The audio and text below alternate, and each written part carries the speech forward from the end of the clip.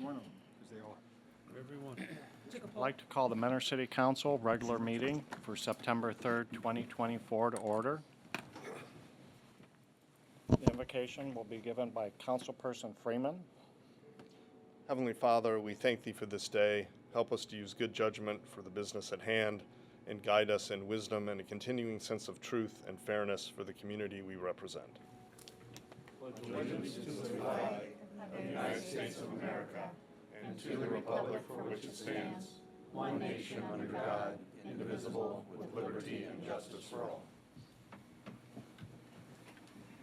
Okay. Julie, please call the roll. Mr. Freeman. Here. Mr. Kirchner. Here. Mr. Krieger. Here. Mr. Marne. Here. Mr. Blake. Here. Mr. Donovan. Here. Mrs. Dowling. Here. Council, you are in receipt of the August 20th, 2024 work session minutes. Move to approve? Second? Julie, please call the roll. Mr. Freeman. Yes. Mr. Kirchner. Yes. Mr. Krieger. Yes. Mr. Marne. Yes. Mr. Blake. Yes. Mr. Donovan. Yes. Mrs. Dowling. Yes. Council, you're also in receipt of the August 20th, 2024 regular meeting minutes. Move to approve? Second? Julie, please call the roll. Mr. Freeman. Yes. Mr. Kirchner. Yes. Mr. Krieger. Yes. Mr. Marne. Yes. Mr. Blake. Yes. Mr. Donovan. Yes. Mrs. Dowling. Yes. All right, tonight we're going to start with a public hearing. And this public hearing is now called to order and is being held pursuant to notice duly published and posted according to law. Begin with ordinance number 24-0-060. An ordinance amending the codified ordinances of the City of Mentor 2006 as amended and the official zoning map by rezoning of approximately 2.68 acres from M1 Light Manufacturing District to B2 General Business District at 5879, 5865, and 5855 Heisley Road, parcel numbers 16B 0640-00070, 16B 0650-00001, and 0020, providing for the submission of this ordinance to the electorate and declaring an emergency. Okay, Ken. Thank you, Mr. President. Mrs. Cantanzariti, please. Thank you, Mr. Flipiak. Members of council, the proposed rezone of 2.68 acres on Heisley is for the development of a Sheetz gas station and convenience store. The proposed project area includes acreage from 3 separate parcels. Under the B2 General Business District, the intended uses of a gas station with a drive-through facility and outdoor patio would require separate conditional use permits issued by the Municipal Planning Commission following a rezoning approval. A market report has been submitted and it indicates that the rezoning to B2 General Business from the M1 Light Manufacturing Zone and the uses proposed would provide additional needed services to support the nearby businesses and residents. According to the report, the nearest gas stations are 0.4 miles north and 2.3 miles south from the site, with the closest gas stations at Diamond Center that have limited access and operating hours.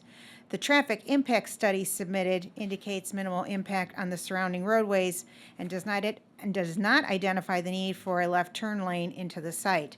However, the possibility of a left turn lane shall be reviewed from a safety and functionality standpoint as per the engineering department.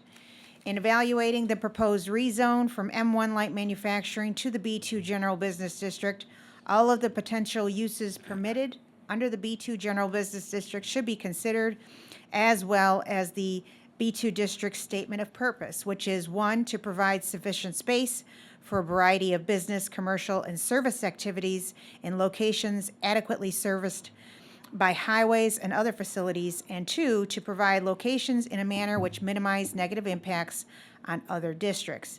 These particular properties intended to be rezoned are at the northern end of our industrial corridor and in close proximity to State Route 2. At their August 15th, 2024 meeting, the Planning Commission recommended approval of the proposed rezoning from M1 Light Manufacturing to the B2 district with the preliminary development plan by a 3-2 vote. The conditions outlined in the proposed ordinance and the supporting staff report were made part of this recommendation to council for the formal rezoning and development plan application, and the applicant is here this evening if there are any questions. Thank you, Kathy. Would the applicant like to come forward and make a statement this time?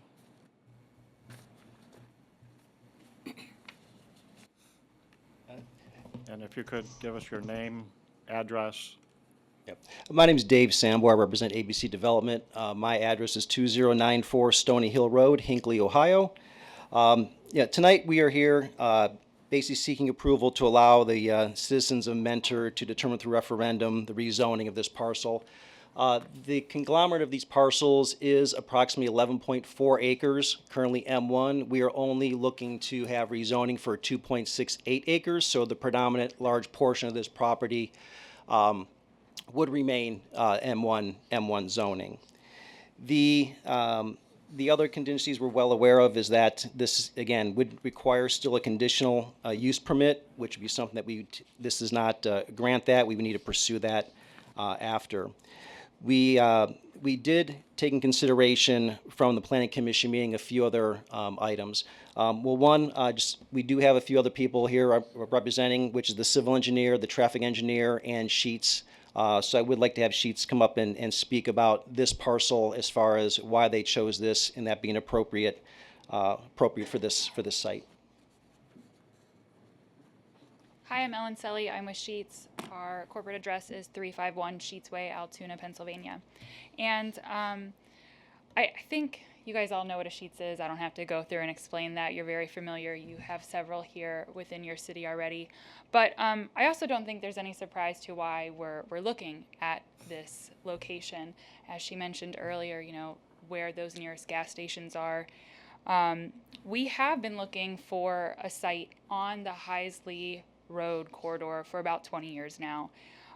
This is a great corridor for, you know, there's all the industrial there. It's a thoroughfare from State Route 2 to connect to Mentor Road. There's Diamond Center right there. There's so many great things that are industrial, retail, residential to the north. It is a great area to be in if you're a convenience store and a gas station. You have a lot of users that will be driving by and that will hopefully come to us. Aside from those perfect combination of all the uses that are around us, this is also a community that we want to be in. I think we've shown that several times already, but you guys, City of Mentor, you are thriving. You are a great community that is safe.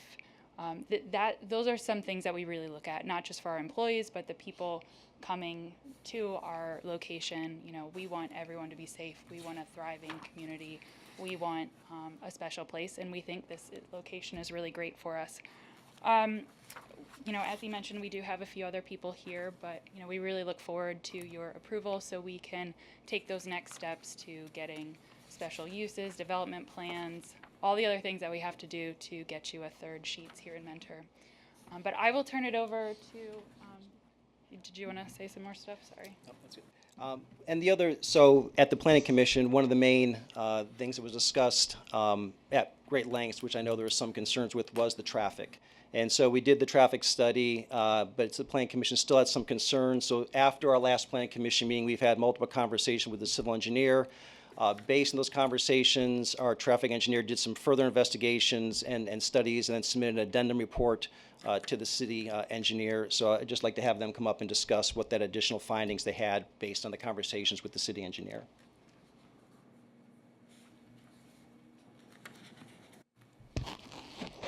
Hi, my name is Judy Bennett. I'm with GPD Group, which we did the traffic study for this. My address is 727 Eastland Avenue in Ravenna, Ohio.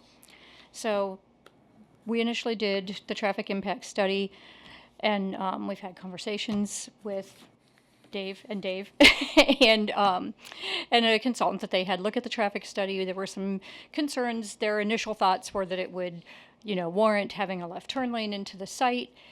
And when we did the analysis of that, you know, it showed that there weren't any impacts as far as traffic operations. Most of the traffic that comes to gas stations and convenience stores, 70% of the traffic during the peak hours is pass-by traffic, which means it's already people who are on the road. They're on their way to work or on their way home from work. So you end up with very little actual additional traffic entering the site other than people who are already on the road anyway.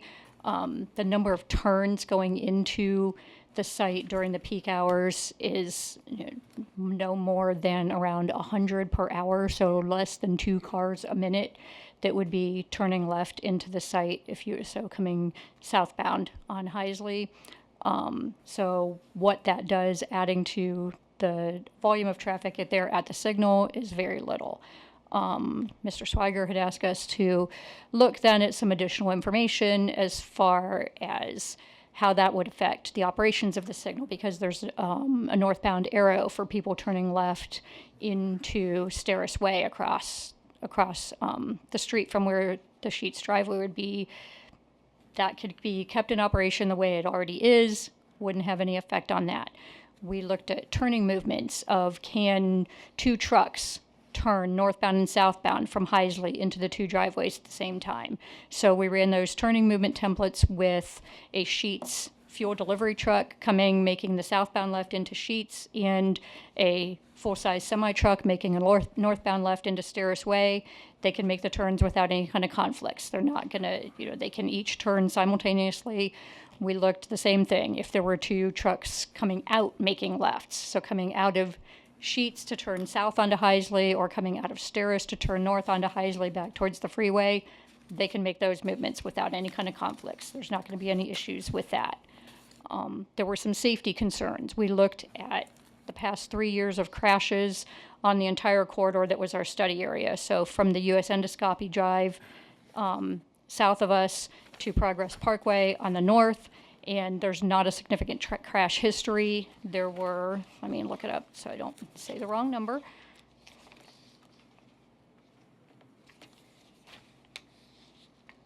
In 3 years, there were a total of 18 crashes in that, most of which were just property damage crashes, 14 of them. 3 had possible injuries, which indicates, oh, maybe someone said my neck is sore or something, but no kind of recordable injuries. The vast majority of the crashes were rear end crashes. Most of those were actually up at Progress Parkway. They were not near Steris Way. They weren't in that area. There were a few side swipes also up by Progress Parkway. There were actually only a total of 4 crashes in a 3-year period anywhere near the Steris Way intersection already.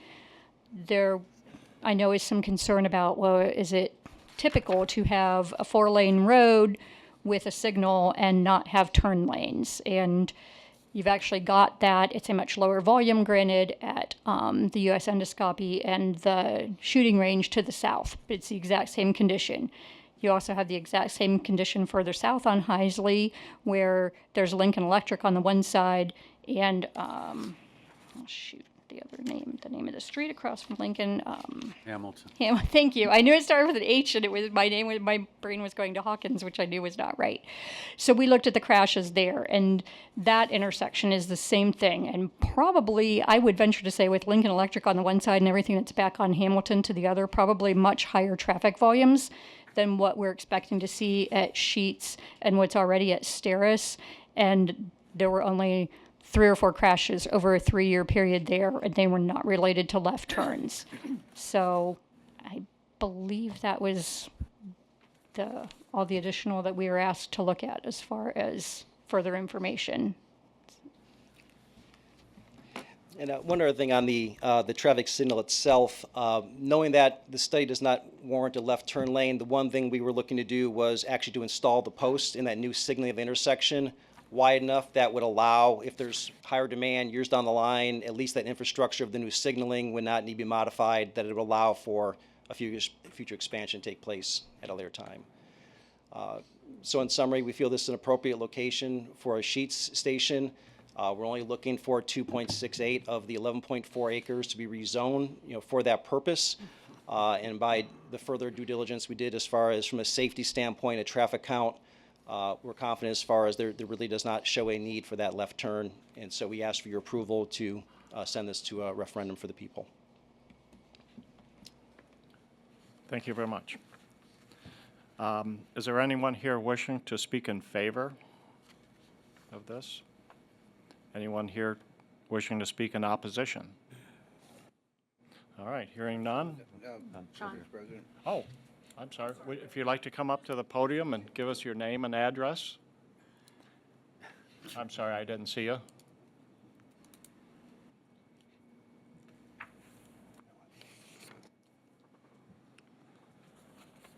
My name's Jeff Columbia. I'm at 5402 Wixford Lane, Mentor.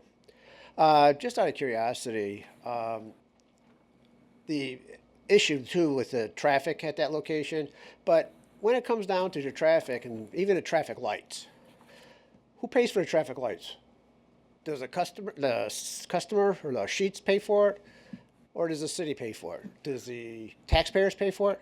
We had an issue with that up at Points East. Points East is supposed to pay for a traffic light. They never did. Taxpayers pay for it. What's really coming down to?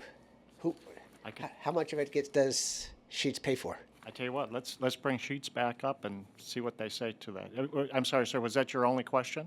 Well, for right now, and if we're going electric cars, why do we need another gas station? All right, would you like to address that question?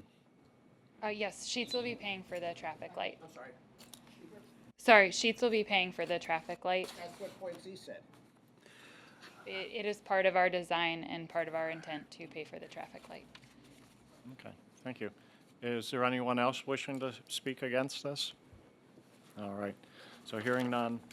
All right, Ken, anything to add to this before we close it out?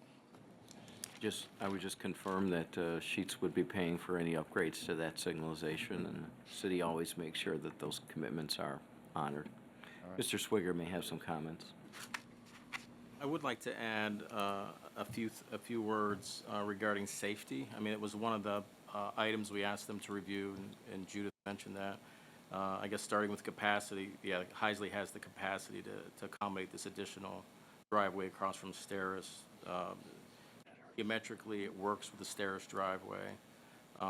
One thing is very difficult to quantify is really the number of accidents with or without a turn lane.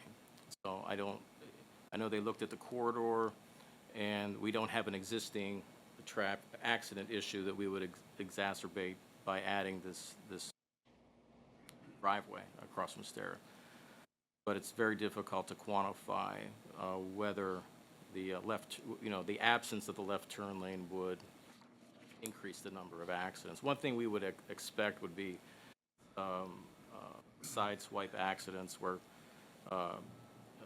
cars would be going around someone who's actually waiting to turn into the Steris driveway. So that's something I think we have to be aware of, that accidents, right now there are no vehicles turning left heading southbound at that intersection. So we could expect accidents to occur, whether the left turn lane would, to what degree that would reduce.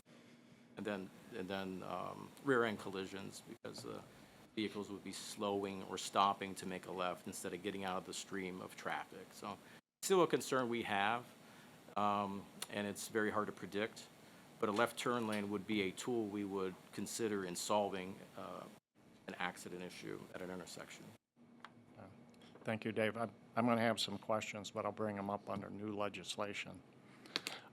Council, you're in receipt of all correspondence received pertaining to this matter, and this public hearing is adjourned.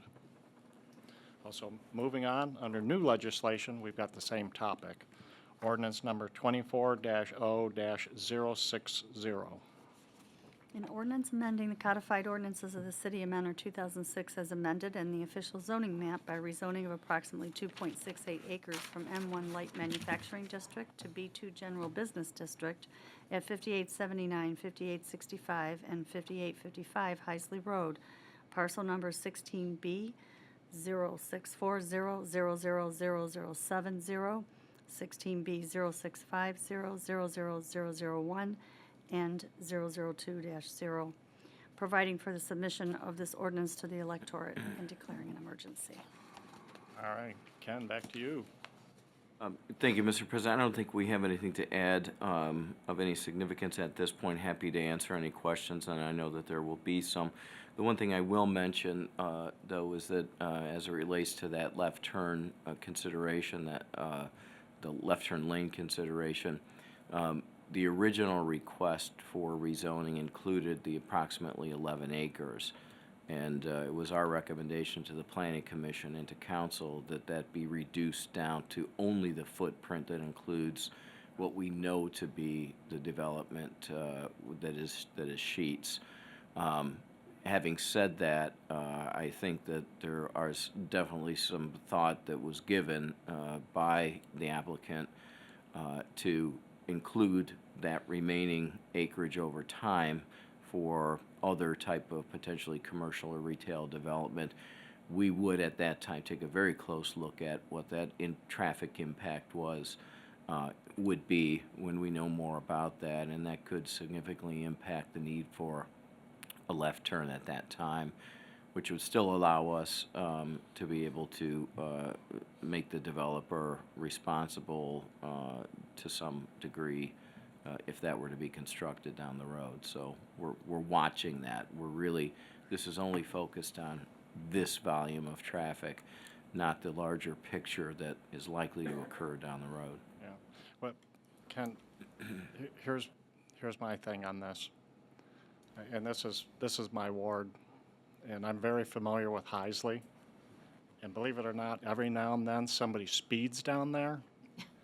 And I'm thinking if we don't have a left turn lane where those cars can dedicate to that left turn, and they're sitting out there, and somebody goes to get around that car, we've got potential problems.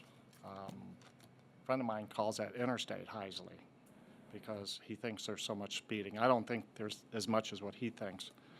But in looking at the safety aspect of that, absolutely, we need a left turn lane to ensure safety. And I think that's what I heard Dave say. I think it is.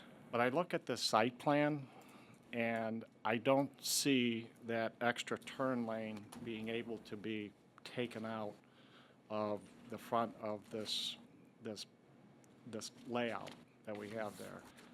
The northbound ingress egress is very close, and if we've got to go another 15 feet out, it's going to really crowd their site. So I think my point is, before we turn anything over to the electorate to have them vote on this, this should be really nailed down. Is there going to be a left turn lane? Can the site accommodate the extra space? I mean, I don't know about taking up from the other side of the road or taking up from both sides of the road, but before I see something like this go on the ballot, I want all that nailed down. Because once they vote on it, we're obligated to it in a way. We would ask Mr. Swigger to sign. Yeah, I just wanted to mention the widening would most likely happen on the west side of the street, based on the existing utilities and the fact that we already widened the west side with the Paul's Car Wash. A continuation of that lane. That would be on Steeris property? Be on the Steeris side of the right-of-way. Whether right-of-way could possibly be needed. And how much, is that 15 feet? Have to make a better assessment of how much. Whatever the width of the turn lane is and whatever length of it is. It would really depend on how much right-of-way is still available, not much. Out of these As the utilities are on the east side of this road? large utility. Yeah, oh, that's some movement. So I think that's my point. I'd like to see all that nailed out. I think a left turn lane absolutely needs to go in there to ensure safety. Joe, do you have anything to add? If there's a specific question on a point of law, I'll be happy to answer that. Overall, I don't. I saw you with your hand up like this. The sun is now absolutely We've reached blinding that time me. of the year where I can see it. It's It's City Council I'm sorry, that was a misread, Joe. Mr. President? Yeah, I think I agree with you in that we have quite a bit of land that is still available for development on Isley, and we don't know what the future holds for that property and what kind of impact that's going to have on traffic going forward. And I do have the same concern in that if we start with a B2 there now, there could be expansion requests in the future. And then, like you said, if we do down the road find the need for it, you said that we're not sure how much they would participate, in that turn lane. So I think in Sean's idea is to do it now, or at least come back with some more information with possible future impact on development in that with all the property that's available. I know that Menards, for instance, owns quite a bit of property still available for development. And we even talked about another access road because of the concern off of Heisley, because of the concern that the traffic would have. So in that case, I think it requires another look, I think, before we go forward. Mr. President, I agree with both statements here. That was a concern. I mean, Heisley Road, backs up on that curb lane heading north past this location. Between 3 and 4:30 in the afternoon, you're going to be backed up past the driveways here. So it more than likely would require a left turn lane to get traffic into that location. So like you said, and Mr. Kirschner, I'd like more information on it, and therefore I'd like to recommend we put it on first reading. Thank you, I'll John. second that. And that's absolutely true about that backup there at those times Oh, of the yeah, it's afternoon. backed up. Okay, so we have a first and Second. Julie, would you please call the roll? Mr. Freeman? Yes. Excuse me, Mr. Kirschner? Yes. Mr. Krieger? Yes. Mr. Marne? Yes. Mr. Blake? Yes. Mr. Donovan? Yes. Mrs. Dowling? Yes. Okay. All right, ordinance number 24-0-060 is moved to first reading. Sean? He, It's out of order. Sorry, we have to move on, sorry. All right, next is ordinance number 24-0-061. An ordinance extending for an additional 6 months a temporary moratorium on the establishment of new and the expansion of existing vape stores and head shops in all zoning districts of the city and declaring an emergency. Ken or Joe? Whoever, Joe? Defer to Mr. Seaman. Yes, thank you, Mr. President, members of council. As you know, it's fairly straightforward. This is just extend until April 2nd of next year, the moratorium for an additional 6-month period. Again, to allow for some additional research and consideration relative to, additional zoning controls for some of these business models. Mr. President, question for the law director. Can we make this longer, or does this still fall under state law, where it's only a minimum or maximum of 6 months at a time? 6 months is sort of a normal, so to speak. It's to allow for just an opportunity to look at potential zoning amendments, for example, or any additional research that might be conducted. So I would suspect if in terms of a zoning code amendment that may address some of these issues, going into April 2nd of next year should be more than adequate time moving forward. Okay, thank you. move to suspend. Second? Julie, please call the roll. Mr. Freeman? Yes. Mr. Kirschner? Yes. Mr. Krieger? Yes. Mr. Marne? Yes. Mr. Blake? Yes. Mr. Donovan? Yes. Mrs. Dowling? Yes. Move to approve. Second? Julie, please call the roll. Mr. Freeman? Yes. Mr. Kirschner? Yes. Mr. Krieger? Yes. Mr. Marne? Yes. Mr. Blake? Yes. Mr. Donovan? Yes. Mrs. Dowling? Yes. Ordinance number 24-0-061 has been approved. Ordinance number 24-0-062. An ordinance amending ordinance number 94-0-104 to amend the development plan approved for the rezoning of parcel number 16A00600000120 at 8155 Menor Hills Drive to permit the property to be used for assisted and independent living, memory care, a geriatric psychiatric hospital, and for residential and outpatient behavioral therapy facilities. Ken? Thank you, Mr. President. And Council, when, back in 1994, when you passed legislation that rezoned this for a B2 purpose, it was very specific, and they're looking to alter that. I'll ask Mrs. Cantanzariti to explain further, please. Thank you, Mr. Flipiak. Members of council, the applicant is proposing to expand the use of the existing facility on Menor Hills Drive, maintaining a section of the building for acute memory care assisted living and adding a geriatric psychiatric hospital and a residential and outpatient behavioral therapy space for the elderly, frail population within the existing building wings. As explained in the applicant's August 1st, 2024 memorandum, they are proposing these alternative uses because the applicant believes such uses are very underserved in and around the greater Mentor area. The memo emphasizes that the demand for memory care has diminished over the last few years due to the oversaturated assisted living market and the cost of care. And the current facility is operating at a loss because of increased labor and operational expenses. The applicant and property owner have indicated that any use of the facility would likely drop the number of rooms from the current 54 to between 45 and 48 units with approximately 100 patients. The proposed geriatric psych hospital would provide acute care, which is short-term with an average stay of 14 days. These patients have various psychiatric needs, often due to dementia and/or an excess number of medications being taken. The hospital would serve to regulate and stabilize the patient with the help of skilled staff and specialized treatment. And the hospital would provide their own ambulance and vehicle transport to and from the facility. For elderly patients seeking residential behavioral therapy, the average stay is typically about 30 days. The patients remain on the property during treatment, and the services offered in this wing of the building would focus on comprehensive mental health services, with treatments offered through psychiatrists, psychologists, and social workers, and may include group and individual therapy. These services focus on patients who need longer-term treatment than provided in the geriatric psych hospital and who are experiencing acute psychiatric symptoms. The applicant feels that the specialized services made available in both of these wings would be consistent with the uses under the approved development plan, which is assisted living and congregate care, serving the surrounding assisted living and senior communities.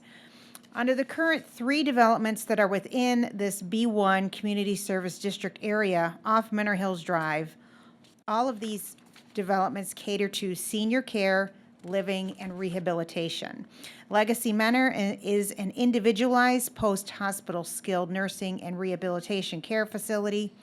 Symphony of Mentor provides memory care to seniors, and the Omni Senior Living campus includes assisted living, memory care, and senior independent living villas. Upon review of the proposed amendments at their August 15th meeting, the Planning Commission recommended approval of the amended development plan by a 5-0 vote. The conditions outlined in the ordinance and the supporting staff report were made part of this recommendation to City Council, and the applicant is here to answer any questions. Thank you. And I do see the applicant in the audience. Council, if you have any questions for the applicant, we can bring them up. If not, Move to suspend. Second? Julie, please call the roll. Mr. Freeman. Yes. Mr. Kirschner. Yes. Mr. Krieger. Yes. Mr. Marne. Yes. Mr. Blake. Yes. Mr. Donovan. Yes. Mrs. Dowling. Yes. Move to approve. Second? Julie, please call the roll. Mr. Freeman. Yes. Mr. Kirschner. Yes. Mr. Krieger. Yes. Mr. Marne. Yes. Mr. Blake. Yes. Mr. Donovan. Yes. Mrs. Dowling. Yes. Ordinance number 24-0-062, congratulations. Moving on, resolution number 24R111. Resolution accepting the amounts and rates as determined by the Budget Commission and authorizing the necessary tax levies and certifying them to the county auditor and declaring an emergency. Ken? Thank you, Mr. President. Mr. Malinowski, please. Thank you, Mr. Filipiak. Members of council, back in June, this council adopted legislation for the proposed tax collection year 2025 tax budget. This resolution accepts those amounts and rates that were determined by the County Budget Commission. The estimated amount of collections equals $7.34 million. There is a shift of 0.3 mils from our general fund over to our general bond retirement fund from a year to year change. So I would recommend approval. Thank you. Move to suspend. Second? Julie, please call the roll. Mr. Freeman. Yes. Mr. Kirschner. Yes. Mr. Krieger. Yes. Mr. Marne. Yes. Mr. Blake. Yes. Mr. Donovan. Yes. Mrs. Dowling. Yes. Move to approve. Second? Julie, please call the roll. Mr. Freeman. Yes. Mr. Kirschner. Yes. Mr. Krieger. Yes. Mr. Marne. Yes. Mr. Blake. Yes. Mr. Donovan. Yes. Mrs. Dowling. Yes. Resolution number 24-R-111 has been approved. Next is resolution number 24-R-112. A resolution authorizing the city manager to prepare and submit a grant application to Lake Tran, the Lake County Regional Transit Authority, to assist with funding the installation of a new concrete sidewalk project located on the south side of Teller Boulevard between Heisley Road to Hopkins Road and declaring an emergency. Ken?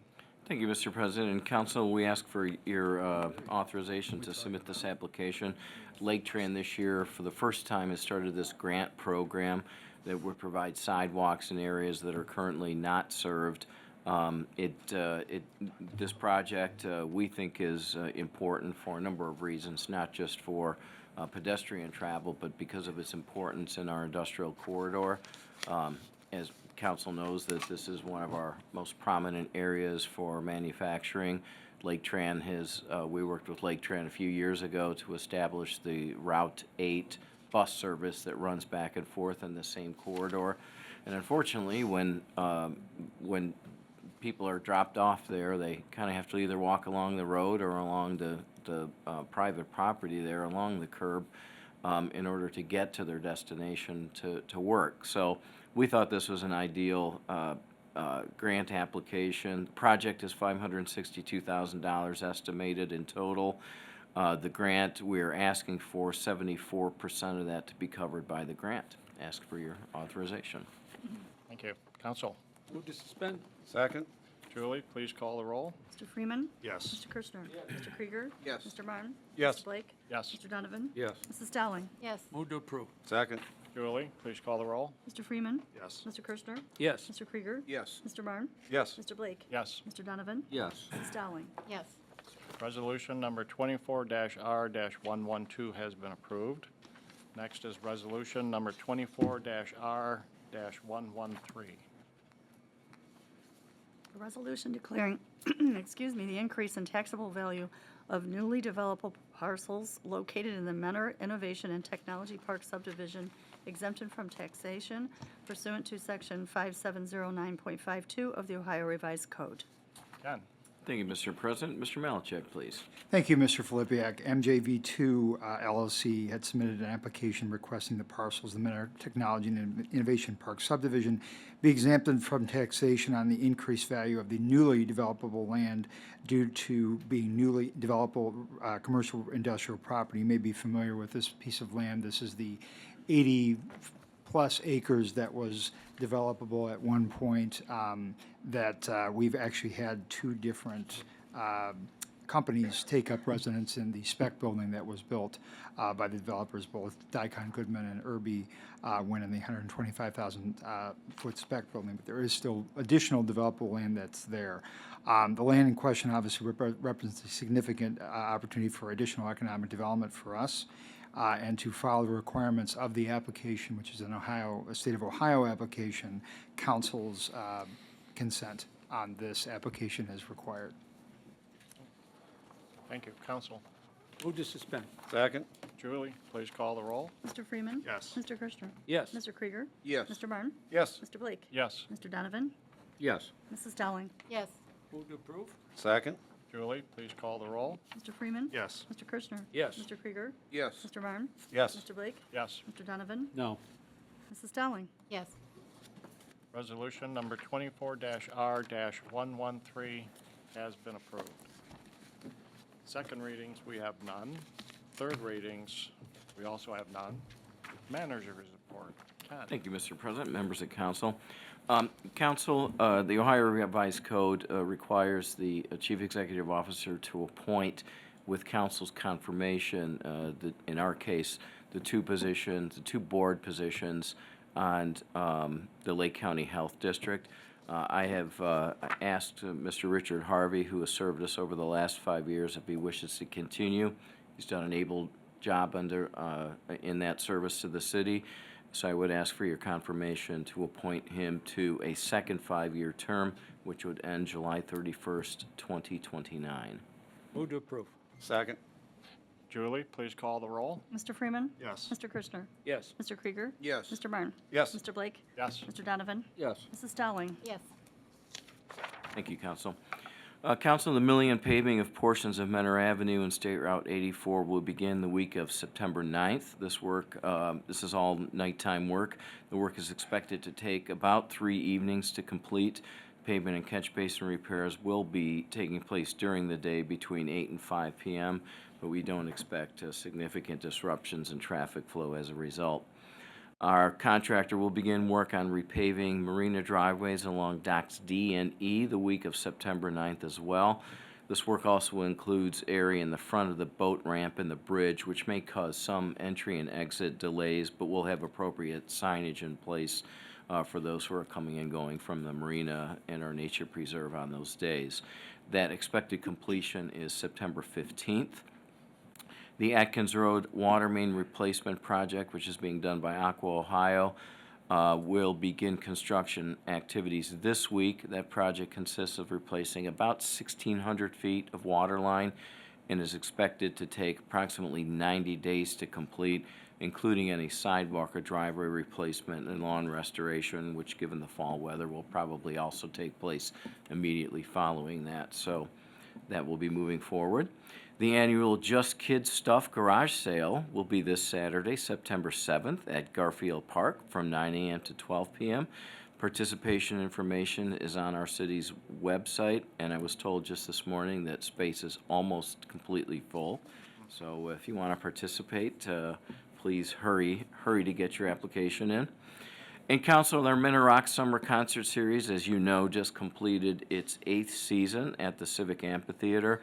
This year's schedule was, we think, our best ever and was highlighted by a couple of national recording artists, Leanne Rhymes, Maddie and Tay, and Finger 11. And we estimate, and this is probably a low estimate, that we had about 120,000 persons participate this year overall. And usually those numbers are on the low side because the data that's collected uses cell phone service. So if you didn't bring your cell phone or if your phone was off and you still came, we didn't count you. So a great year overall. We would like to thank for the last time our 2024 sponsors, including the title sponsor Prosperity Haven, our presenting sponsors Meyer and Cleveland Clinic, our supporting sponsors CT Consultants, Western Reserve Harley-Davidson, Michelob Ultra, Kona Big Wave, Just Windows, the Ohio Lottery, Cost Country Mortgage, the Morrall Group, Mutzko Insurance Services, Waste Management, IBEW Local 673, and Mimi Vanderhaven. Menor Main Stage events were also generously supported through grant funding courtesy of Tour Lake County and NOPEC. And the city also thanks our own Community Arts Commission for their hard work and support. We also want to thank all of our employees and volunteers who work very hard to make this a successful year as well, especially those in our recreation, public information office, our police and fire departments. I can tell you that I think this was our best year ever in terms of the level of security and the level of confidence that I think our residents felt in attending our concerts this year. Chief Gunch, your guys did a great job. Chief Searles, your guys did a great job of meeting any of the needs of the people there. So, and we have plenty of compliments on just that. Our residents felt safe coming to our concerts. Most of all, we want to thank our residents who supported Menor Rocks not only through their attendance, but also through the purchase of food and beverage items as well. I like to reinforce this because we do get questions on it, but all the entertainment for our concert series, and it's significant, is paid for through funds that we raise through our sponsorship and the profits that are made from our vendor services. So both the concession stands and the licenses that they pay to be there, as well as beer sales. That support allows us to attract some of the best talent in Northeast Ohio to the area. So we're already getting started on 2025, and we'll be making some announcements probably in the spring on that. But and again, I have to say we appreciate council's strong support of this. You know, from the beginning of the construction of that amphitheater to what it's become. it's really, I think, just kind of surprised all of us by the amount of participation. So thank you for that. And finally, council, we have a few new businesses to announce, happily. Here We Grow Early Learning Center at 9055 Menor Avenue. Tommy Boy's Pizza and Pub at 8330 Tyler Boulevard. All Contractor Supply is now open at 7750 Division Drive. And The Spot Grooming at 8827 Menor Avenue. So we thank them for their investment and wish them great success going forward. That's all. And it was a great year for the amphitheater. It was a great year. I mean, the weather. Couple of rain pretty events, much but was pretty good. The concerts that I went to were excellent. Everybody was so well behaved. I mean, everything just went as smooth as silk for the most part. So congratulations to you guys and Ante and Ken Kaminsky and the service department, Parks and Rec. Everybody came together to just really smash it out of the ballpark again. So we can't wait until next year. Be hard Because to next top year will next be year. better, I know it. we try. We try to do a little something better every year, but it will be a hard year to top. We're It will very, be a hard very year to top, pleased. but I'm sure that you guys are up for the challenge, so. All right, clerk's correspondence. Well, council is in receipt of the Menor Municipal Court month-end report for July of 2024. That is all. All right, commission committee reports, we have none. Old business. Mr. President, Yes, Scott.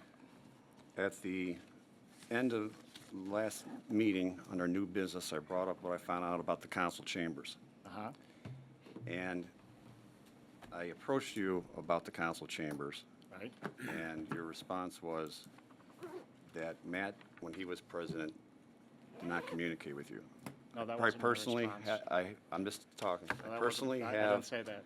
I personally have a problem with that because Mr. Kircher came up with a great idea about 10, 12 years ago where we rotate the council president and you chose, and then the vice president would then move up to council president.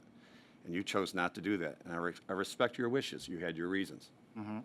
I passed on it once a long time ago. My son Jagger was a newborn. So as Mr. Kircher was president, I was vice president. And then I was met with hostility, which I don't appreciate. By looking into this and digging into it, a vote was taken by council, which according to our law director is okay, which I don't have a problem with. But money was allocated that we did not budget. It was not budgeted under our department or another department. Where it did fall is underneath the city manager, because the city manager handles the buildings here in the city. That's true. So theoretically, because it was done internally, that if we wanted to make our clock tower into Big Ben, and we could do everything internally, city manager with the direction of council could make it into Big Ben. Now, where I am also opposed to is that not all 7 members of council knew about this issue.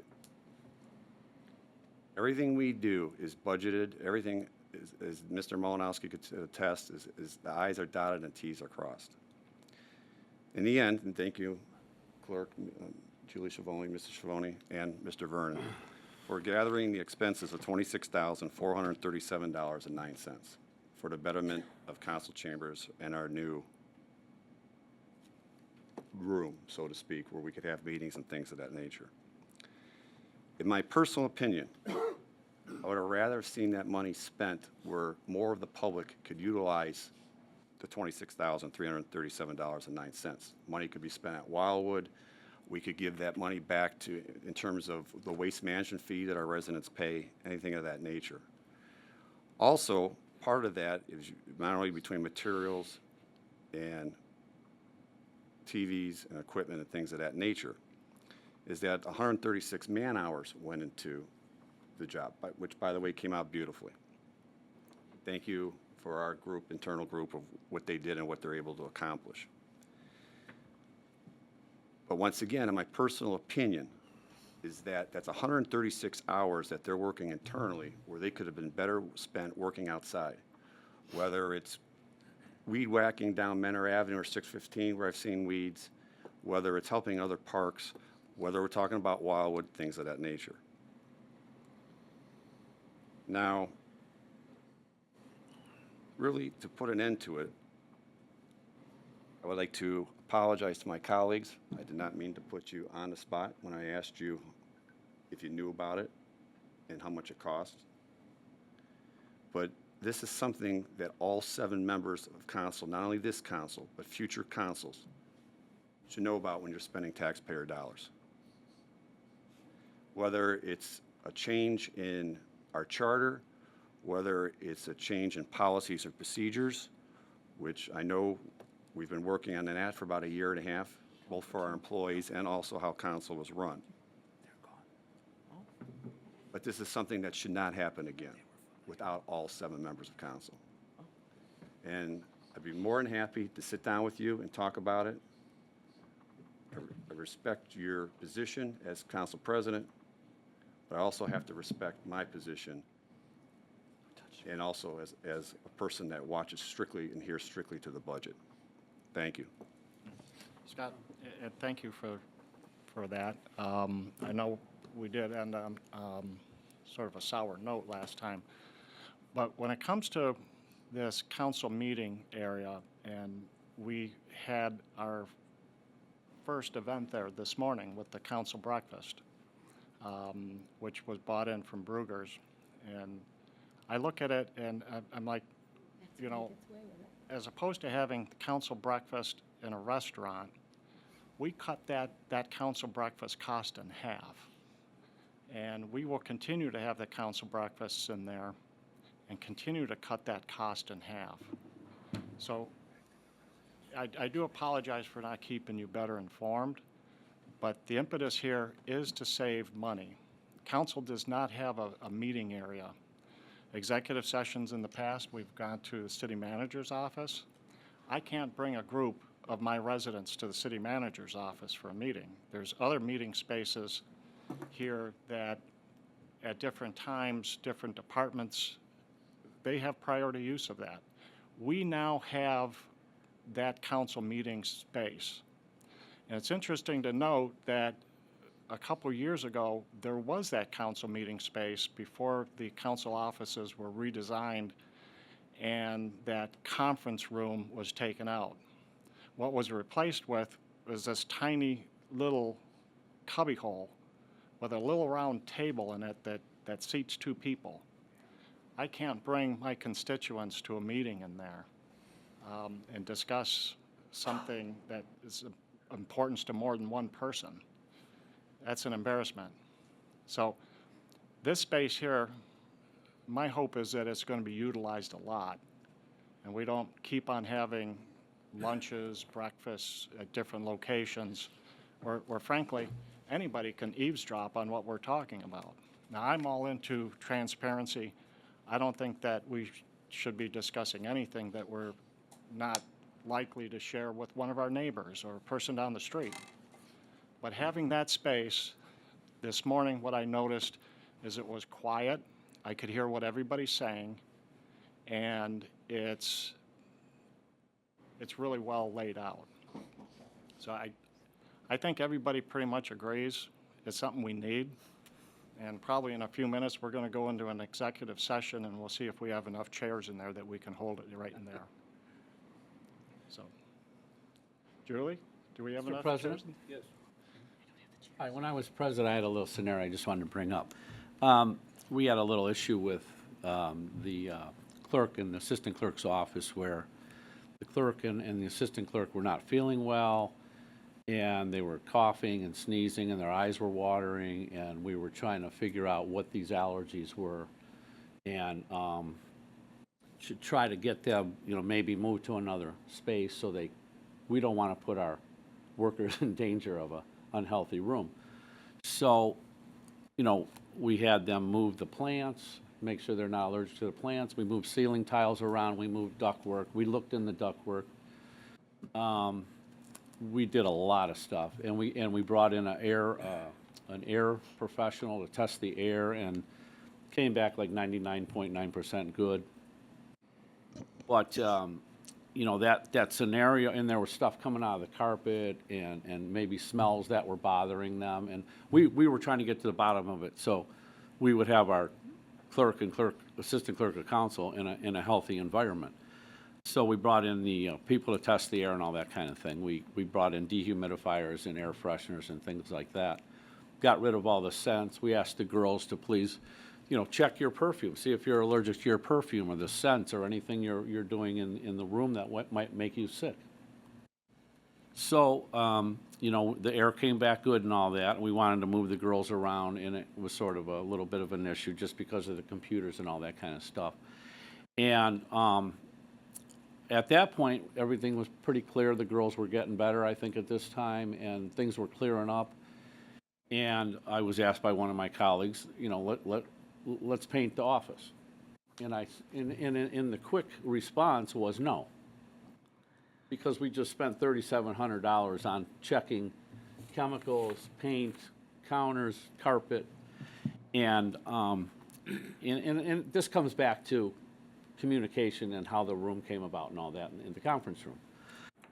And my colleague came out, he made a motion to paint the clerk's office, and it passed on the floor. That's fine and dandy, but is that how we do it? Is that how the process should go?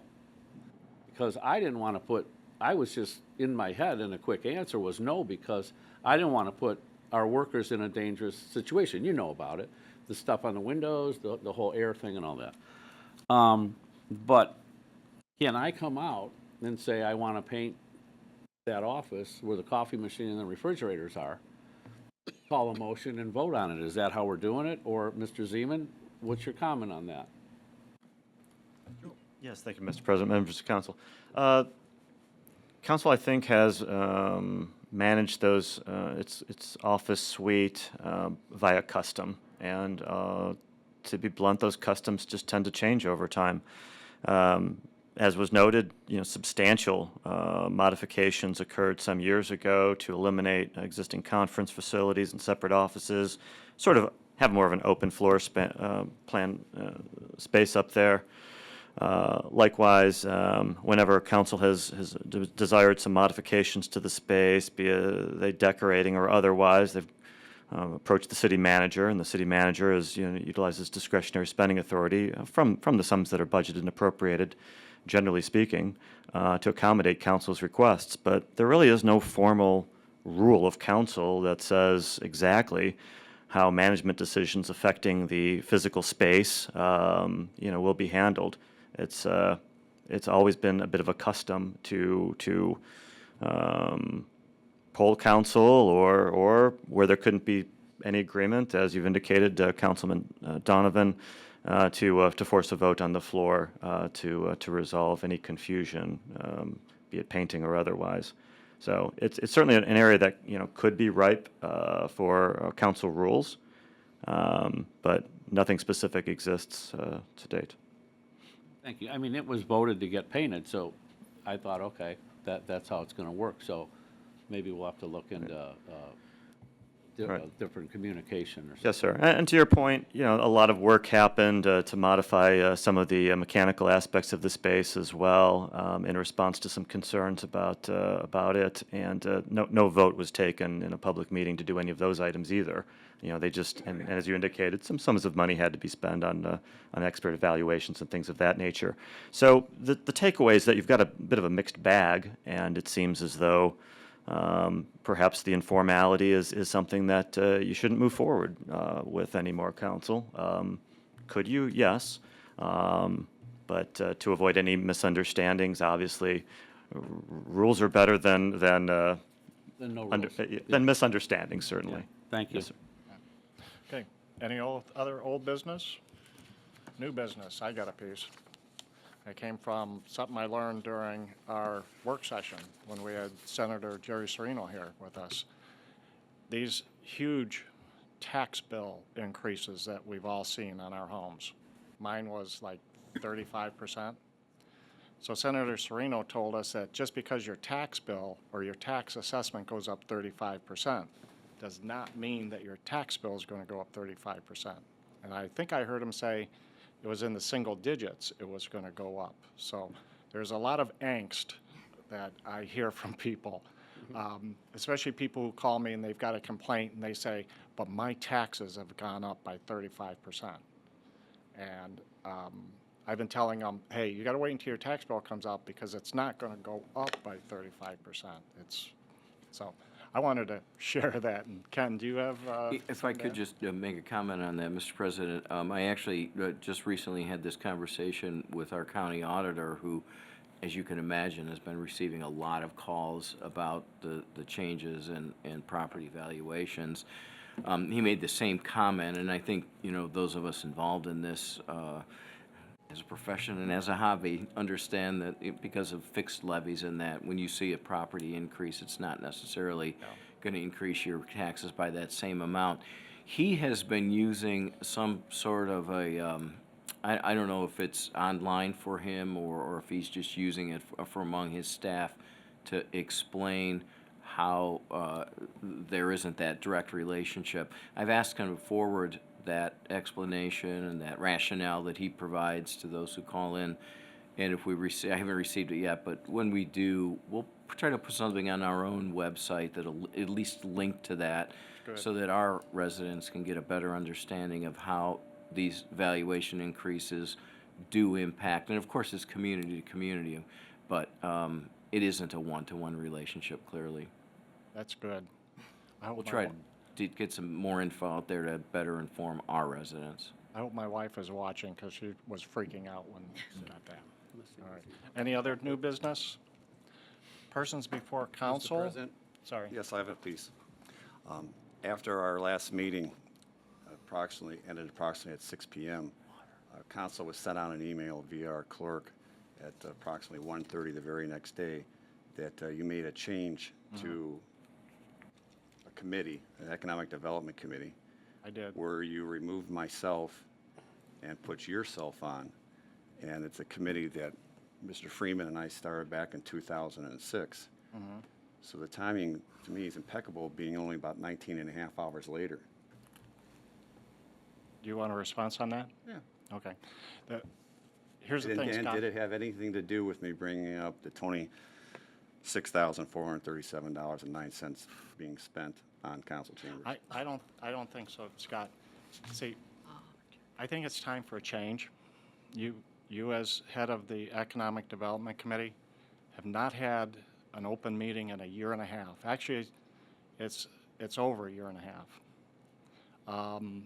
As head of the Economic Development Committee, you have not shared anything with anybody else on council about what's going on in that committee. So I wouldn't say you're fired, but I think it's time for a bit of a change. I'm going to sit on that committee as an interim, and actually I was thinking about even asking Mark Freeman to return to that committee. But that's the reason. Would you like to respond? Sure. Finance Committee, it's the last time they met. Lagoons Committee, when was the last time they met? You receive responses all the time. As part of economic development, City Manager Ken Flipiak, Kevin Malachek, who runs it, puts out what the public needs to know, what you need to know, what we don't need to know. I don't know everything that they know, which we shouldn't know. So the timing, once again, is impeccable. Thank you. Thank you. Mr. President, if there's no other new business, I would move to adjourn. I'm sorry. We do have persons before council. Oh, do you? I'm sorry. Yeah. I thought they left. All right, first up, we would like to call Diane Popoulos. Okay, so you want to, we'll tear this up. Oh, you want to come up? Mr. Flipiak Why said not, everything. Diane? No, Mr. Flipiak said everything. All right, if you could give us your name and address. Thank you, President Blake. Diane Popoulos, 5874 Hopkins. And I just kind of want to piggyback off what Mr. Filipiak said. I just want to give a huge thank you to council, to the city, to Ken Kaminsky.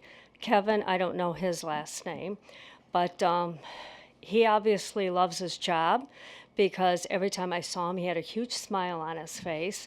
And to all our sponsors, I have a lot of cousins that live all over, and they also have their own venue.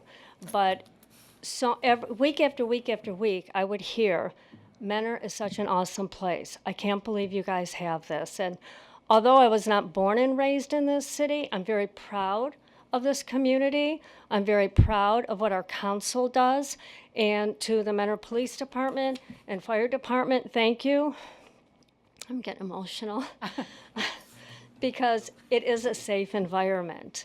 And when you have people from outside come in and say, you guys have the best concerts, or for real, is it really the Leanne Rimes? Is it really the Maddie and Tay? It's like, yeah, and then you realize how proud and fortunate we are to have what we have. So just thank you, and Ante for all those great pictures, even though I was never in one of them. Thank you for everything that you guys do. You really do a phenomenal job. And I'd like to say from the whole community, but of course I can't speak for the whole community, so I can speak for all of my friends. Thank you. We really appreciate everything that you guys do. Thanks. That's very nice. Thank you very much. No way I said it that well. Okay, we have one more. Mr. Larry Boros, you'd like to come up and give your name and address into the microphone, the podium? Yeah, my name's Larry Boros. I'm a 39-year resident of Mentor. I love the place. I got to tell you, there's no place better than Mentor. And I have a business that manufactures crepe mixes, pancake waffle mixes for restaurants all over North America, and I have a young employee that's addicted to vaping. And I thought I'd bring that up. Okay, I'm going to complain. Okay, you only have 4 minutes, though. All right. I've not discussed this with anybody on council or anybody in the administration. I'd like to complain about today's physical arrangement of the city administration relative to the members of city council. Some years ago, probably a long time ago, it was possible for the public attendance to see the faces of the city administration as they responded to members of the city council. The members of the city administration were behind tables that were off to the right and of council, which also afforded them more room. Now all that could be seen is the back of the heads of the members of city administration from the people that attend. This arrangement also appears to limit the number of city administration members that can attend the meetings. I have to believe this arrangement might cause less members of the public to want to attend the city council meetings in person. I attended a couple of meetings and there were very few people here in attendance. And I would just like to know who was responsible and when for initiating and promoting this arrangement for Mentor City Council meetings. Rieger was. No, I'm just kidding. You can send me an Mr. Kircher, I email. would Just say- send it to larry@boros.net, okay? About 2006, I would think, right? Maureen, and- 8? yeah, I think it- 2008, Was it 2000, Maureen? right around I've there. been here 39 years, so that's, okay. Yeah, but yeah, it came from the administration because we had old equipment, and we actually had cameramen back then, if you remember. Yes. And so we changed everything around to bring it into the year 2006 or 8, whenever it was. Ray, if you could think of it, Councilman Kircher probably has a better Had to be better around memory than me. 2007, 8, Yeah. somewhere around there. And it was also done this way for safety purposes, for the unwanted or unexpected thing could happen. So it was done from, John Conrad was city manager at the time, and also our former police chief, with the layout. No, it wasn't. Of course, having The the police layout. chief here was a help too, because Yeah. he carried. Wasn't Llewellyn was the I chief? think, yeah. Yeah. But to give you an idea, go Amy ahead. on- yeah, We're wasting your time, go ahead. No. and We'll get back to you. I'm just filling it. stating a complaint that I'd like to see it back to where it was, but I know it's not going to happen. Anyway, nice seeing you all again. Nice seeing you. Don't age yourself so much next time. Stop by my business sometime at Tyler and Hopkins. Pleasure to see you as always, sir. Give you free mixes and a tour of the facilities. Thank you very much. You bet. Oh, by the way, in October I'll be 80. Do I look it? See, don't do that. You ready for me now? I'm ready for you now, Ray. I would move to adjourn to executive session to consider the sale of unneeded property for the reason that premature disclosure of information would give an unfair competitive or bargaining advantage to a person whose personal private interest is adverse to the general public interest. Okay, I don't think we have enough chairs in the new conference room, so Ken, can we use your, We can. use your space one more time. Is there a second on that? Second, sorry. So we have a second. Julie, please call the roll. Mr. Freeman?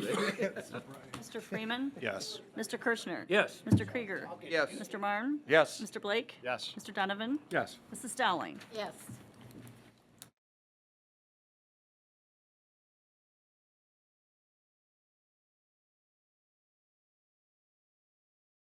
Mr. President, I would move that we go back into regular council session. Second? Julie, please call the roll. Mr. Freeman? Yes. Mr. Kirchner? Yes. Mr. Krieger? Yes. Mr. Marne? Yes. Mr. Blake? Yes. Mr. Donovan? Yes. Mrs. Dowling? Yes. Move to adjourn. Second. Thank you.